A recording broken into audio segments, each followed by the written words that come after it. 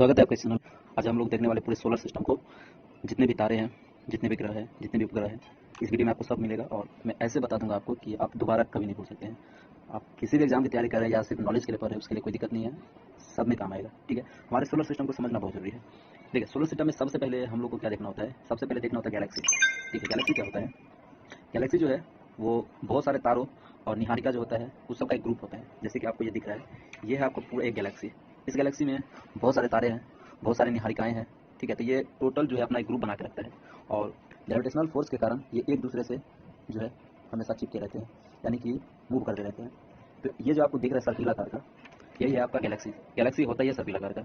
और इसी गैलेक्सी के अंतर्गत जो है आपको बहुत सारे तारे आते हैं। जैसे कि हमारा सन भी एक स्टार ही है जिसमें आता है। और स्टार के चारों साइड जो ग्रह उपग्रह चक्कर लगाते हैं उस सबको मिला के हम लोग उसको सौर मंडल बोल देते हैं। इसको हम लोग मंदाकिनी भी बोलते हैं, जिसको मिल्की वे कहा जाता है। और अगर हम लोग बात करें, मंदाकिनी जो है टोटल हम लोगों से कम 20 लाख प्रकाश वर्ष दूर है। तो इसमें सब देखेंगे। देखिए, मैं आपको पास में लेके चल रहा हूँ। ठीक है, ये सब जितने आपको दिख रहे हैं तारे हैं, और ये सब जितने भी है ये सब तारे हैं, अपने अपने पोर्शन पे है।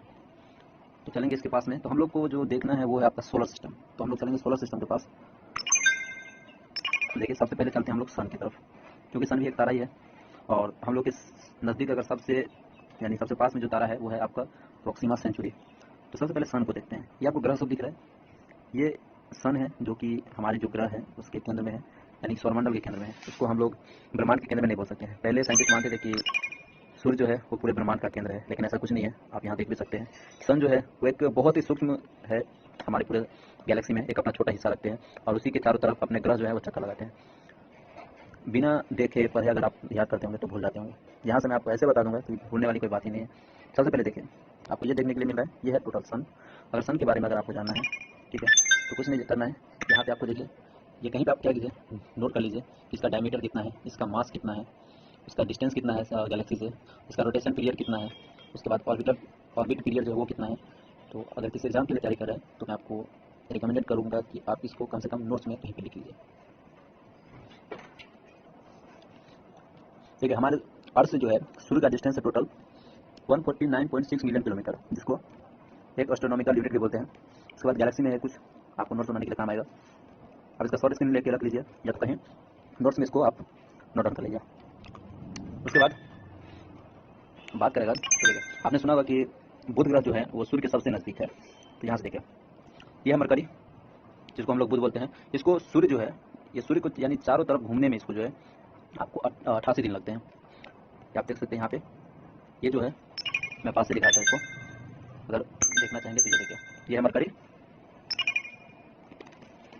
तो यह है सूर्य के सबसे नज़दीक। और इसके बारे में अगर जानना है कुछ तो ये इसका डायमीटर, मास, सन से दूरी, इसका पीरियड टाइम, इसका टेम्परेचर कितना दिन में रहता है, कितना रात में रहता है, ये सब लिखा हुआ है। आप कहीं पे आराम से नोट कर लीजिए, ये काम आएगा आपको। उसके बाद स्ट्रक्चर का बात करें तो देखिए, यह है इसका स्ट्रक्चर। उसके बाद अगर हम बात करें दूसरे ग्रह की, देखिए ये तो आपका हो गया बुध ग्रह, जो कि आप पास से भी देख सकते हैं इसको। ये रहा बुध और ये रहा सन। इसका ऑर्बिट देखिए यहाँ पे है, यानी कि ये जो है इतना डिस्टेंस सूरज के चारों तरफ घूमने में इसको 88 दिन लग जाते हैं। उसके बाद नंबर आता है वीनस का।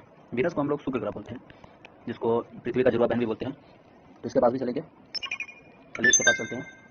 देखिए देखने में कैसा है, इसको जो सुबह का तारा और साँझ का तारा ही बोला जाता है। और इसका सरफेस जो है ये ऐसा कुछ। उसके बाद इसका टेम्परेचर अगर देखना है तो 462 डिग्री सेल्सियस है। और भी कुछ डिस्टेंस जैसे डायमीटर इसका कितना है वो सब यहाँ से आप देख सकते हैं, ये टोटल। उसके बाद नेक्स्ट बात करें तो अब कौन सा ग्रह हुआ, चलिए देखते हैं। ये तो हो गया वीनस, ये रहा इसका ऑर्बिट पूरा। यहाँ से आप देख सकते हैं सबका अपना अपना ऑर्बिट है। वीनस के बाद आता है शुक्र ग्रह, और वीनस के बाद अर्थ आता है। ठीक है, तो अर्थ का जो साइज है और वीनस का यानी शुक्र का जो साइज है दोनों का सेम ही है, इसलिए उसको जुड़वा बहन भी बोलते हैं। तो अर्थ है हमारा, इसको नीला ग्रह बोलते हैं, जिसमें हम लोग रहते हैं। पास देखना चाहेंगे तो ये आपका पृथ्वी। और चंद्रमा जो है इसके ऑर्बिट में जो घूमते रहते हैं हमेशा, ये है मून। अगर ये भी देखना चाहेंगे तो यहाँ से देख सकते हैं, ये आपका मून। उसके बाद मून के बारे में कुछ जानकारी चाहिए तो यहाँ पे देख लीजिए, इसका टेम्परेचर जो है 23 डिग्री सेल्सियस है और रोटेशन पीरियड जो है वो है 27 दिन और ऑर्बिटल पीरियड जो है वो है 27 दिन।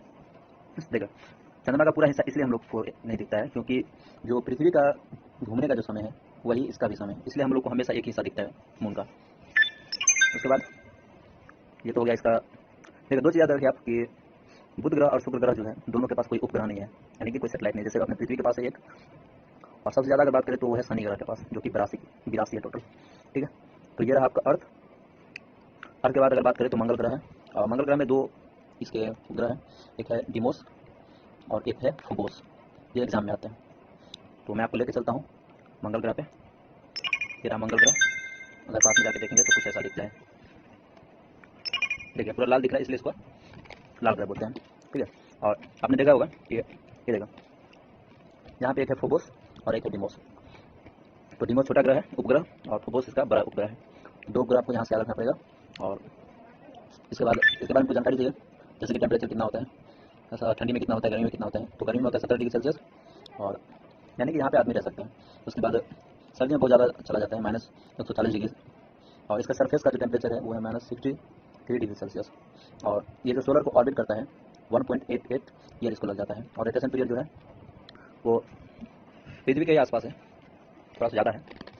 उसका मास देख सकते हैं कितना है मास, और डायमीटर है 6792 किलोमीटर। उसके बाद आता है नंबर, इसको छोड़ेंगे मंगल के बाद। ठीक है, जैसे जैसे ऑर्बिट बना है वैसे वैसे घूमते चलिए, अपने आप याद आएगा। ठीक है, तो ये देखिए मार्स का हो गया। मार्स के बाद देखिए ऑर्बिट किसका है। मार्स के बाद ऑर्बिट जो है वो है आपका जुपिटर का। ठीक है, जुपिटर में भी दिखाता हूँ। देखिए जुपिटर का सतह जो है वो कोई पत्थर का या मिट्टी का नहीं बना हुआ है, ये पूरा जो है गैसीय अवस्था में पाया जाता है। ये जुपिटर, और इसके भी बहुत सारे उपग्रह हैं, जैसे यूरोपा है, इस पर नासा ने सेटेलाइट भी छोड़ा था। जैसे इसका गैनीमेड जो है वो सबसे बड़ा उपग्रह है, इसके पास में दिखाता हूँ वो कैसा दिखता है। ये देखिए ये है गैनीमेड। ठीक है, और शनि ग्रह जो है उसका तो अपना टाइटन है जो सबसे बड़ा ग्रह है यानी उपग्रह है। तो देखिए इसके ऑर्बिट में जितना भी उपग्रह होगा आपको यहाँ से याद रखना पड़ेगा। उसके बाद देखिए जुपिटर के बाद आता है नंबर सैटर्न का। सैटर्न को शनि ग्रह बोलते हैं।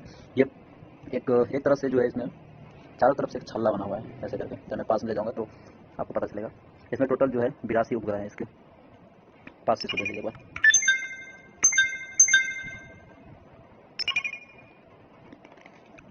ये देखो मैं इसी बारे में आपको बता रहा था। ये जो छल्ला है ये टोटल 10 छल्ले हैं, और इसके तरफ जो है बहुत सारे सैटेलाइट हैं, यानी कि टोटल कितना है 82 उपग्रह है। अब इसको रोक के भी देख सकते हैं, जैसे कि मैं टाइटन दिखाता हूँ। टाइटन अगर देखना चाहे तो यह है इसका उपग्रह। इसके बारे में पढ़ सकते हैं कि क्या कैसे है। इसको आप लोग के नोट्स बना लीजिए, आपको काम आएगा। खास करके अगर आप यूपीएससी या किसी स्टेट पीएससी का एग्जाम का तैयारी कर रहे हैं तो उसमें बहुत काम आएगा। उसके बाद नेक्स्ट चलते हैं, जो है सैटर्न। अब सैटर्न के बाद आता है नंबर यूरेनस का, जिसको बोलते हैं अरुण ग्रह। उसके बाद आता है वरुण ग्रह, जिसको नेपच्यून बोलते हैं। देखिए कोई भी ग्रह अगर सूरज से जितना ज़्यादा डिस्टेंस पर रहेगा वो ग्रह उतना ही ज़्यादा ठंडा होगा। अब मान लीजिए ना कि यहाँ पे कोई आग का भट्टी है, ठीक है, अगर आप इसके पास में रहेंगे तो आपको गर्मी ज़्यादा लगेगा। अगर आप दूर रहते हैं तो आपको क्या होगा, गर्मी कम लगेगा। वही इसमें भी होता है, ग्रह जितने दूर होते हैं सूरज से उतने ही ठंडे ग्रह होते हैं। जैसे कि नेपच्यून हमेशा ज़्यादा ठंडा होगा किससे, सैटर्न से, जुपिटर से, अर्थ से। तो ये सब आपको याद रखना पड़ेगा। उसके बाद यूरेनस में दिखाता हूँ। यूरेनस ग्रह भी देख लीजिए, ये एक तरह का नीला ग्रह की तरह दिखता है, पूरा नीला तो नहीं बोल सकते। और इसके बारे में जानना है तो इसका सरफेस का जो टेम्परेचर है वो है आपका -210 डिग्री सेल्सियस, और इसका वेट जो है 8.7 × 10⁻25 kg है। ठीक है, और अगर बात करें तो देखिए बहुत सारे उपग्रह हैं, जैसे टाइटेनिया है, अम्ब्रियल है, एरियल है। तो इसके पास में जाकर आप देख सकते हैं तो उपग्रह दिखता कैसे है। ये देखें ये उपग्रह, फिर मैंने आपको मिस कर दिया कि मंगल ग्रह और शनि ग्रह के बीच में जो है बहुत सारे एस्टेरॉइड हैं। ठीक है, वो मैंने मिस कर दिया, वो मैं आपको दिखा देता हूँ। 1 सेकेंड।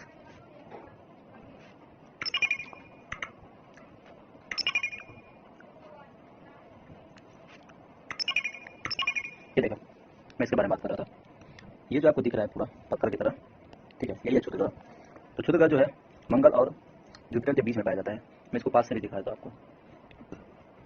ये पूरा पत्थर की तरह होता है, जो आसमान में पूरा फैले हुए हैं। ये सब देखिए ये सब जो आपको दिख रहा है ये सब पूरा पत्थर सब है, यानी कि ये उल्का पिंड भी इसको बोला जाता है। और भी सन के जैसा ही बहुत सारे ऐसे तारे हैं जो साइंटिस्ट इसके पीछे लगे हुए हैं कि यहाँ पे शायद जीवन संभव हो सकता है। बहुत सारे, देखिए गैलेक्सी इतना ही नहीं है, अगर ये तो एक गैलेक्सी है, अगर पूरे आसमान में अनुमान जहाँ तक लगाया जाता है कि 10 गुने 10 का पावर 31 जो है आपका इतना गैलेक्सी है। एक का नहीं बात हो रहा है, ये तो मैं एक में इतना ज़्यादा ग्रह और उपग्रह है। तो आप सोचिए कि 10 टू दी पावर अगर 31 अगर गैलेक्सी होगा तो कितना ज़्यादा होगा, यानी कि हमारा आसमान कितना ज़्यादा फैला हुआ है। तो ये तो मैंने आपको बता दिया कि ग्रह और उपग्रह कहाँ पे होते हैं, कैसे काम करते हैं। उसके बाद नेक्स्ट वीडियो में आपको ये बताऊंगा कि जैसे किसी का टेम्परेचर कितना होता है, कैसे काम करता है। जैसे कि सूर्य को ही देख लीजिए, सूर्य जब बना है वो उसका जो केंद्रीय भाग होता है सूर्य का जो केंद्रीय भाग होता है उसको हम लोग क्रोड बोलते हैं, और इसका टेम्परेचर जो होता है टोटल वो 15 करोड़ डिग्री सेल्सियस के आसपास होता है, ठीक है। और सतह का तापमान अगर बात करें तो ये 6000 डिग्री सेल्सियस के आसपास होता है। तो जो इंपॉर्टेंट फैक्ट है जो एग्जाम में आए हुए हैं, मैं जब नेक्स्ट वीडियो में करवाऊंगा तो उसमें आपको टोटल चीज़ बता दूंगा, ठीक है। इस वीडियो में इतना रहने दीजिए। सूर्य से बढ़ते क्रम या घटते क्रम में अगर पूछ लें कि कौन सा ग्रह कितना दूरी पे है, तो याद रखना एकदम आसान तरीका है। आप क्या कीजिए, यहाँ से एक नोट बना लीजिए, ग्रह के जैसा बना लीजिए, ठीक है। सबसे पहले रखिए बुध को, यहाँ पर रख दीजिए सन को, उसके बाद बुध रखिए, बुध के बाद शुक्र ग्रह को रख दीजिए, शुक्र ग्रह के बाद पृथ्वी, पृथ्वी के बाद मंगल को रख दीजिए, ठीक है। मंगल के बाद बृहस्पति, बृहस्पति के बाद शनि, शनि के बाद अरुण और वरुण। देखिए मैंने कैसे इसको याद किया था, कौन सा ग्रह कितना छोटा है, कौन सा ग्रह कितना बड़ा है, तो वो भी याद रख सकते हैं, तो ज़्यादा मुश्किल नहीं है। आप ऐसे ही क्या कीजिए, बना लीजिए अपना, ठीक है। सबसे पहले रखिए बृहस्पति को, क्योंकि बृहस्पति सबसे बड़ा ग्रह है। उसके बाद आता है नंबर शनि का, शनि के बाद आता है अरुण, और अरुण के बाद वरुण, दोनों साथ ही आएगा। वैसे भी आप देखेंगे अगर सोलर सिस्टम में तो ये भी ऐसे सीक्वेंस में ही रखा हुआ है, यानी कि बाह्य ग्रह जितने भी है वह सबसे बड़े वाले, इसके बाद अंदर की तरफ अगर आएंगे जैसे कि पृथ्वी, इसके बाद फिर शुक्र ग्रह, उसके बाद मंगल है, और लास्ट में है बुध जो कि सबसे छोटा है। तो आप इससे जो है आप याद रख सकते हैं। और अर्थ के बारे में एक चीज़ जान लीजिए कि अर्थ जो है अपना, अर्थ का जो टोटल अक्षीय झुकाव जो होता है वो है 23.5 डिग्री, ठीक है। और कक्षीय झुकाव जो होता है ऑर्बिटल, ये है आपका 66.5 डिग्री। और सूर्य के बाद जो पृथ्वी का जो सबसे निकटतम तारा है वो है प्रोक्सिमा सेंचुरी, मैंने आपको शुरू में बताया था, जो कि पृथ्वी से 4.5 प्रकाश वर्ष दूर है। और पृथ्वी का एक ही उपग्रह है, उसको बोला जाता है क्या से, चंद्रमा। और चंद्रमा के अध्ययन को सेलेनोलॉजी बोलते हैं। और चंद्रमा में एक चीज़ खास क्या है कि मैं आपको मैप से दिखाता हूँ, चलिए सोलर सिस्टम में देखो मैं किसके बारे में बात कर रहा था। ये जो पृथ्वी अपना, तो पृथ्वी के जो साइड में चंद्रमा है, ये रहा चंद्रमा। तो देखो ये जो चंद्रमा का हिस्सा है, हम लोग को जो है चंद्रमा का जो हमेशा ये वाला भाग दिखता है, ये वाला भाग, ठीक है। ये टोटल 59% के आसपास है जो कि हम लोग को दिखता है। और इसके जो पीछे वाले भाग, ये वाला हिस्सा जो दिख रहा है आपको अंधेरा अंधेरा पूरा, ये हम लोग को कभी नहीं दिखाई देता है। ये इसको जो है साइंस अपने भाषा में इसको शांत सागर बोलते हैं, शांत सागर इसको बोला जाता है, ठीक है। और ये हमेशा इसमें अंधेरा रहता है, और बोला जाता है कि इसमें पूरा जो है ये धूलकण है, ठीक है। और चंद्रमा को जो है इसको फॉसिल प्लैनेट भी बोला जाता है, जीवाश्म उपग्रह, क्योंकि ये पृथ्वी से ही टूट के बना हुआ है। बोला जाता है कि जो अपना अटलांटिक महासागर है वो इतना गड्ढा है, वो एक कोई ज्वालामुखी आया था जो यहाँ से इसको तोड़ के लेके चला गया था, ठीक है। और इसका जो जीवन काल है वो आपका 460 करोड़ वर्ष, जितना कि पृथ्वी का है, ठीक है। और चंद्रमा के बारे में दो चीज़ याद रखना है कि अगर चंद्रमा कभी भी पृथ्वी से अधिक दूरी पे होता है, यानी सबसे ज़्यादा दूरी पे होता है, तो उसको अपभू बोलते हैं, जो होता है आपका 4 लाख के आसपास। और जो पृथ्वी के सबसे नज़दीक होता है उसको बोला जाता है उपभू, उपभू, ठीक है। और ये होता है 3,56,399 किलोमीटर के आसपास। तो ये चीज़ आपको याद रखना पड़ेगा। और पृथ्वी के बारे में तो मैंने आपको बता दिया कि इसको नीला ग्रह बोलते हैं, और पृथ्वी ही एक ऐसा ग्रह है जिसपे जीवन संभव है। और अगर शुक्र के बारे में बात करें तो शुक्र के बारे में भी आपको बताया तो कुछ कुछ देखिए, ये सब आप अगर सुन लेंगे ना तो आपको एग्जाम में कहीं ना कहीं काम ही देगा। चलिए मैं आपको ले जाके ही दिखाता हूँ। देखो शुक्र ग्रह जो है इसका साइज और पृथ्वी का साइज, दोनों का साइज सेम ही होता है। और ये सबसे ज़्यादा जो है गर्म ग्रह है, इसका टेम्परेचर टोटल 480 डिग्री सेल्सियस होता है, ठीक है। क्यों? क्योंकि ये सूरज के सबसे नज़दीक है इसलिए। और इसको जो है वीनस को, यानी शुक्र ग्रह को पृथ्वी का जुड़वा बहन कहते हैं। और इसे सुबह या सांझ का तारा ही बोला जाता है, क्योंकि सुबह के समय सूर्य के पूरा ईशान होता है और पृथ्वी का पूरा ईशान होता है, और शाम में जो है ये पश्चिम ईशान होता है। और इसका जो घूमने का जो दिशा है वो है आपका पूर्व से पश्चिम दिशा में, यानी इस डायरेक्शन में घूमता है, ठीक है। और यहाँ पे जो है इस ग्रह पे ये बोला जाता है कि इसका सर्वोच्च जो यानी सबसे ऊंचा जो बिंदु है वो इसको मैक्सवेल बोला जाता है। और ये जो आपका है ये है आपका एक माउंटेन है जिसको बोलते हैं बीटा माउंटेन, वो यहाँ पे अवेलेबल है। तो इससे रिलेटेड अगर सोलर सिस्टम से रिलेटेड अगर कोई भी डाउट अगर आपको होता है तो आप मुझे कमेंट करके बताइए, मैं आपको बता दूंगा, ठीक है। और अगर समझ में आएगा तो आप क्या कीजिए, इसका नोट्स बना लीजिए, ठीक है। नोट्स बना के कहीं पर रख लीजिए, एग्जाम में कहीं ना कहीं काम ही देगा। तो हम लोग क्या करते हैं, देखिए ये जो आपको दिख रहा है ये भी एक सन ही है, यानी कि ये भी एक तारा ही है, जिसका टेम्परेचर उतना ज़्यादा नहीं है इसलिए ऐसा दिख रहा है। तो देखिए ये आपको तो मानना पड़ेगा कि अंतरिक्ष का कोई अंत नहीं है। आइंस्टीन ने एक बात बोला था कि दुनिया में जो है दो चीज़ का कोई अंत नहीं है, एक आदमी की बेवकूफ़ी का और दूसरा हमारे जो पूरा स्पेस है वो। तो उन्होंने एक चीज़ बोला था कि सैटेलाइट जो है या स्पेस जो है ये तो लिमिट हो सकता है, लेकिन आदमी की बेवकूफ़ी का कोई लिमिट नहीं होता है। तो मिलते हैं इसी के साथ नेक्स्ट वीडियो में। वीडियो अगर पसंद आएगा तो आपको चैनल को सब्सक्राइब कर सकते हैं, आप ही का चैनल है, यहाँ अच्छा चीज़ आपको देखने के लिए मिलेगा। पिछले वीडियो में मैंने आपको कुछ ग्रह के बारे में बता दिया था, जैसे कि पृथ्वी, उपग्रह चंद्रमा और शुक्र के बारे में। कुछ और ग्रह बच गया था जिसके बारे में बताना था। वैसे मैंने तो सब कुछ बता ही दिया था, लेकिन मुझे लगा कि उसमें भी कुछ कमी है जिसको बता देना चाहिए, क्योंकि एग्जाम में आप सोच नहीं सकते कि क्या चीज़ पूछा जा सकता है। जैसे कि मैंने मंगल ग्रह के बारे में आपको और कुछ बताया था और कुछ बाकी था, उसको देख लेते हैं। देखिए आप कहीं पे नोट्स बनाइए और नोट्स में लिखते जाइए, जो जो मैं बोलता हूँ वो कहीं पे आप नोट्स में लिखते जाइए, ठीक है। मंगल ग्रह जो है इसको लाल ग्रह बोलते हैं, क्यों? क्योंकि इसका जो सरफेस है आपका वो पूरा किससे बना हुआ है, यह लौह ऑक्साइड इसमें पाया जाता है।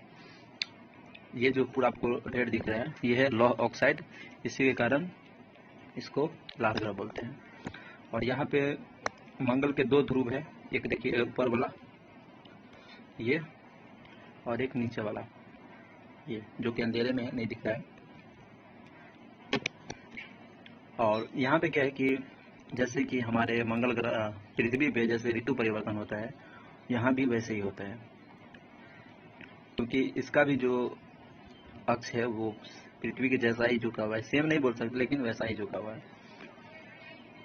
और इम्पोर्टेंट चीज़ लो कि मंगल ग्रह के दो उपग्रह हैं, एक डिमोस और एक फोबोस, जो कि मैंने आपको दिखा भी दिया था। ये देखिए यह है डिमोस और ये है फोबोस, ठीक है।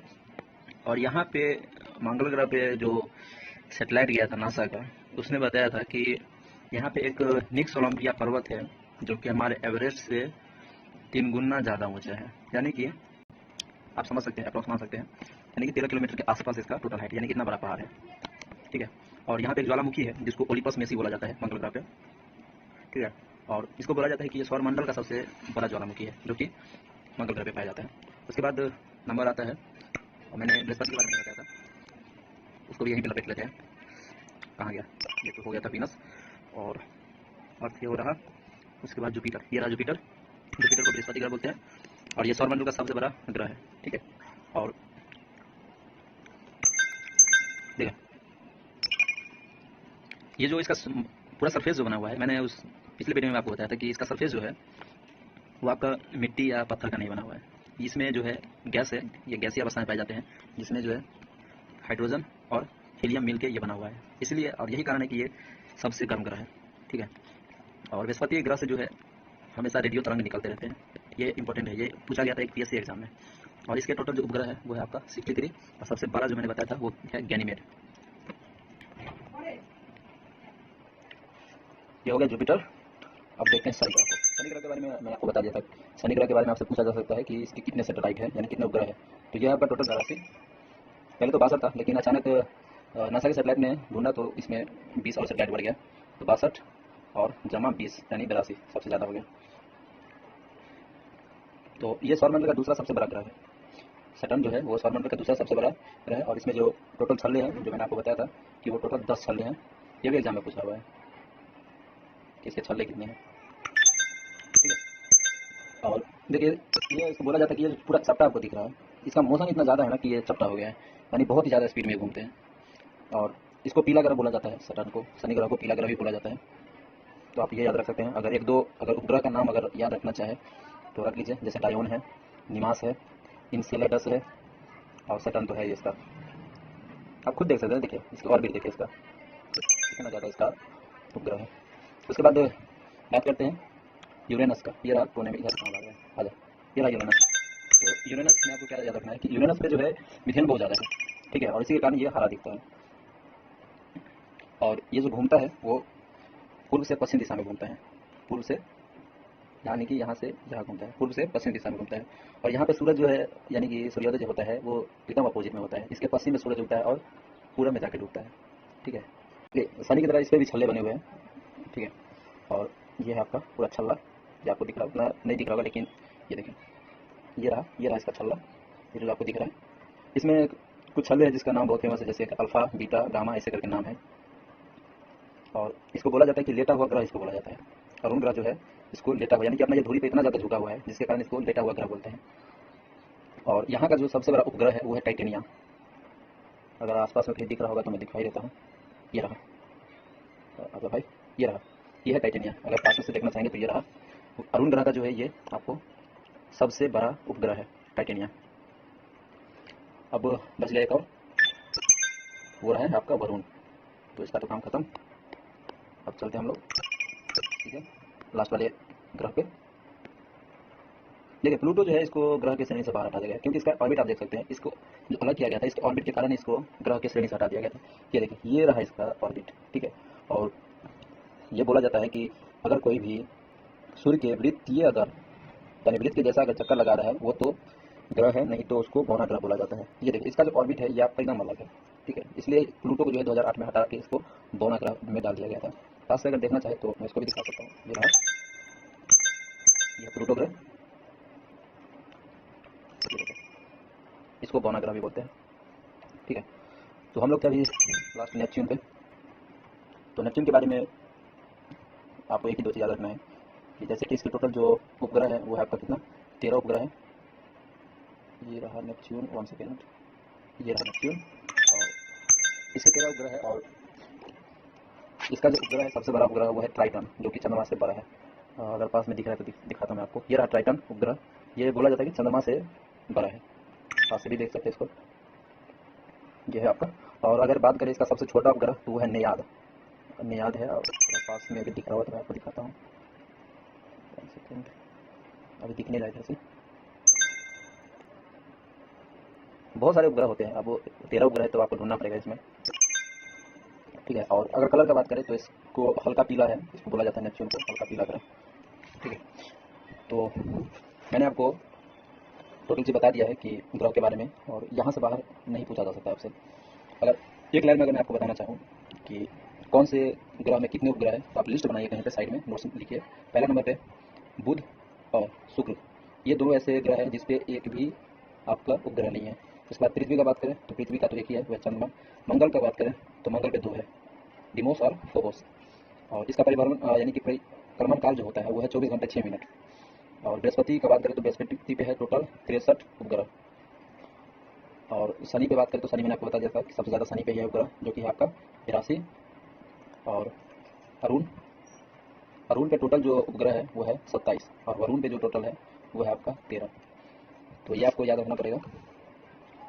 उसके बाद हम लोग ज्योग्राफी के नेक्स्ट वीडियो में और भी जो चीज़ बचा रहेगा वो देखेंगे और नया चीज़ याद करेंगे और नया चीज़ पढ़ेंगे। इसमें अगर कोई डाउट होता है तो आप मुझे ज़रूर बताइए, मैं आपको कमेंट में बता दूंगा, या नेक्स्ट वीडियो में उसको हम कंपाइल करेंगे।